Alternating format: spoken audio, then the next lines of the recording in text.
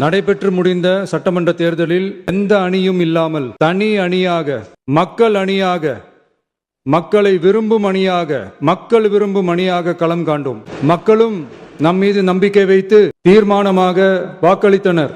வாகை சூடும் அந்த வரலாறு திரும்பியது. விசில் அலை வெற்றி அலையாக மாறியது. ஒரு விரல் புரட்சி விசில் புரட்சியானது. கட்சி ஆரம்பித்த 3 ஆண்டுகளுக்குள் 34.92% 1,72,26,208 வாக்குகளை மக்கள் தந்தனர். தமிழக வெற்றி கழகத்தை தனி பெரும் கட்சியாக சட்டமன்றத்திற்கு அனுப்பி வைத்தனர். கட்சி ஆரம்பித்த 3 ஆண்டுகளுக்குள்ளே மிக மிக சிறிய அளவில் ஒரு நூல் இழைவில் தனி பெரும்பான்மை கொஞ்சம் தள்ளி போய் இருக்கிறது.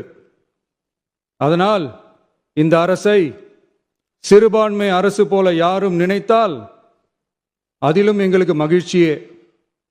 நாங்களே சொல்கிறோம், இது சிறுபான்மை அரசுதான்.